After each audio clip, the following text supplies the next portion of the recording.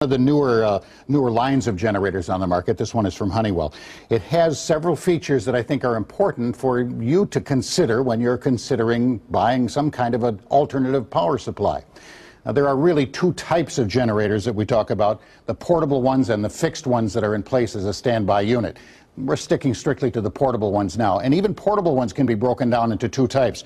A big, healthy standby generator like this, or a very small portable unit that's designed, well, really maybe more to run a radio more than anything else, maybe for tailgating parties. This is pretty hefty for tailgating. But for use around the house, a standby generator can be the answer to taking care of all of that rotten food in the freezer that would normally go bad, or providing lights when you need it. More importantly, making sure that the sump pump and other basic utilities keep working even when the power is out. So question number one is, if you're going to have a standby generator, what are you going to power it with, and how big a one do you want? Okay, this is a pretty hefty sized generator. It's powered by gasoline. You can get some that are powered with other material, but gasoline generally is the standby power source. How big a generator do you need? Well, to answer that question, you have to determine exactly what you want to power with a standby generator. It's a question of current. For the most part, generators like this are going to supply the voltage that you need, either with a 120 or 240 voltage. But the question is, how much current supply do you really need? What these folks have done, and I think it's a nice, easy way to do this. You can do all the math if you want to and figure out the consumption that you need. But let me kneel down here and show you on the side of this box what they've done. They've got a whole bunch of icons that you can find on a website. The icons correspond to the different things you may want to power. Once you go to the website, you'll be able to click on the icons and get a total of the power consumption that you need. Then you can literally determine what generator you need. This one is a 7,500 watt generator, 7.5 kilowatts. It will handle almost anything you need around the house. This will take care of your sump pump. It'll probably also, with a little effort, take care of a well pump for you, so you can still get a water supply if you're just careful about how you balance it out. The question of the size of the actual generator itself, the 7,500 watts or 7,400 watts, this is the operating power consumption or power provision for the generator. It will provide a continuous 7,500 watts. It will actually, at surge time, provide better than 9,000. When you come to deciding which size you need, concentrate on the constant usage. A surge may be fine very briefly, but if you're trying to overload these things, you're going to burn them out in a great big hurry. And they aren't going to work effectively for you, and then you'll be wondering why it doesn't work. So this one is rated at 7,500 watts continuous usage, and that's what you need to look at. What the power consumption is that you need to run the things that you're going to operate.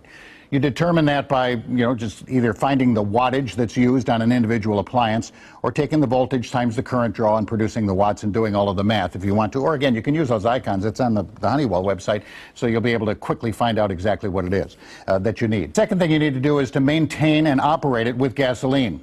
Here's another golden rule of thumb. Standby generators are, by their nature, standby.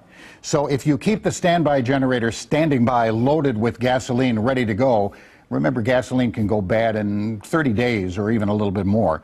And you end up with stale gasoline, you're going to end up with poor performance in the machine, if not shutting down completely. So my advice, personal advice, would be keep your standby generator next to the gasoline, but don't necessarily load it up with gas. Or if you're going to put gasoline in it, make sure you put a fuel stabilizer inside of it to keep that stabilized. One of the nice features of this one is, you notice the yellow, basically it's red and a light gray with a little bit of black thrown in, but if you notice the yellow are the key points on here that you need to watch in order to get it running quickly. The fuel supply, the oil supply, the starting pole, and this one is an electric start, which is another question you may want to tackle. If they're large enough, do you want an electric starter on it, and do you want a battery to fire it up electrically? Do you have to keep a charge on the battery? It's a pile of questions. Okay, so how do you answer all of them? Honeywell's done it with a website. You can go to the website, get all of the questions answered, determine the exact model that you need. If you're choosing one, make sure you go through all of those questions. They are vitally important. You want a machine that's big enough to handle all of the chores that you're going to ask it to do. You want one that you'll be able to fuel and will run for a good long time. By the way, the size of this tank is quite large, so it's going to run for a good long time. You want one that's going to run and start exactly when you want it. This one has an electric start. That means it has a small battery on it. The battery does recharge when it's running, but if you're sitting for 12 months without using it, you've got a problem. So one of the golden rules for generators is use it 2 or 3 times a year at least to make sure it's functioning and operating. Again, you don't need a whole lot of fuel in it.